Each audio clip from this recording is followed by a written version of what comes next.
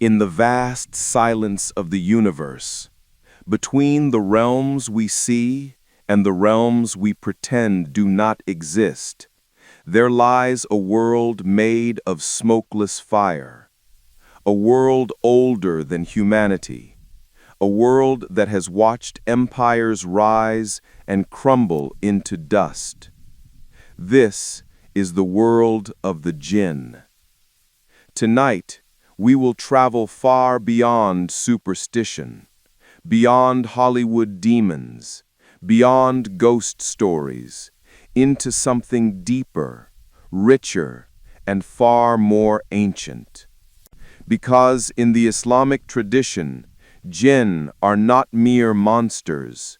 They are a civilization, a species with laws, culture, families, desires, beliefs, and destinies.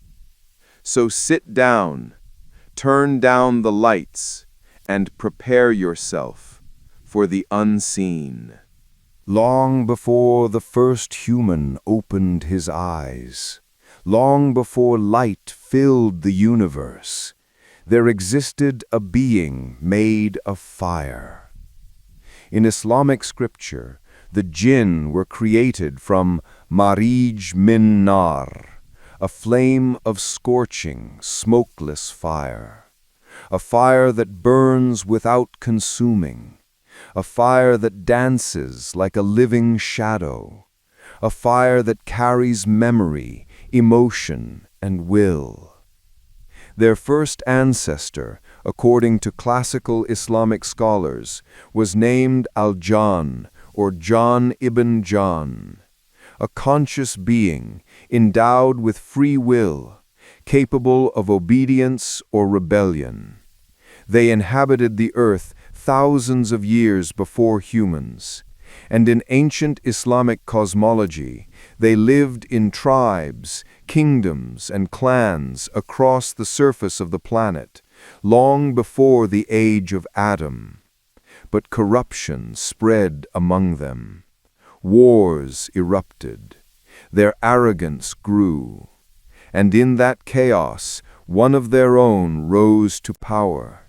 Iblis, a jinn whose worship was so deep that he was elevated among the ranks of the angels. But his heart carried a storm waiting to break. When humanity was finally created, Iblis refused to bow before Adam. His pride shattered his purity. His rebellion carved a scar across the unseen world. And from that moment, the Jinn and humans would share the same earth, separate but destined to cross paths for the rest of time. To understand the Jinn, you must first understand their essence. They are created not from physical matter as we know it, but from energy and subtle flame, existing in a dimension that overlaps ours. Islam teaches that Jinn eat and drink, marry and have children, sleep, awaken and die, possess intellect and emotions, experience love, fear, jealousy, faith, and rebellion. They are not ghosts, not undead, not angels, not the demons of Western folklore. They are an intelligent parallel race. Sometimes they see us, sometimes they ignore us, sometimes they fear us, and sometimes they whisper.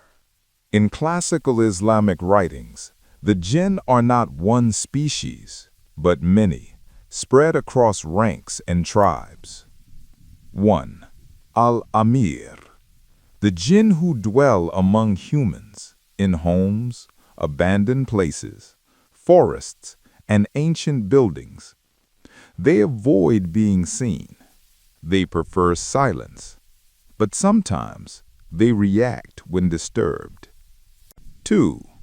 Al-Shaitan, Jinn who choose the path of rebellion. They whisper, deceive, and mislead. Not all jinn are shaitan, but every shaitan is a jinn. 3. Al-Ifrit, powerful, cunning, and fierce. Mentioned in the story of Prophet Solomon, they are known for strength, speed, and intelligence sharper than any blade. 4.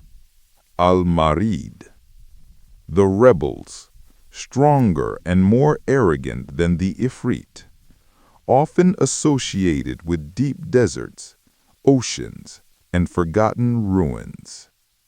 5. The Flyers, Al-Tayra, narrated in old manuscripts as jinn capable of crossing vast distances in moments, travelers of the unseen winds. 6. The Sea Dwellers. Yes, some jinn live in oceans and lakes, their tribes adapted to watery domains that humankind has never touched. 7.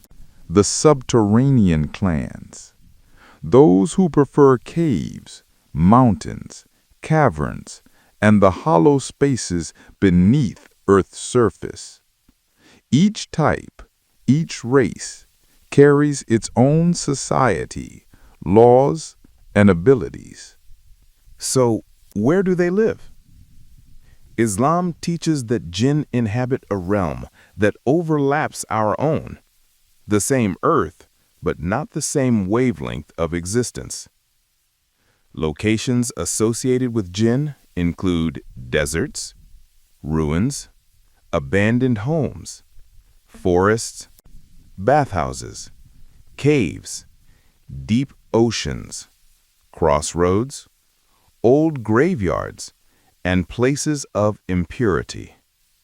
But their true domain is the barzakh, the veil between the physical and the unseen. To us, it looks empty. To them, it is alive. Their cities stand where ours cannot.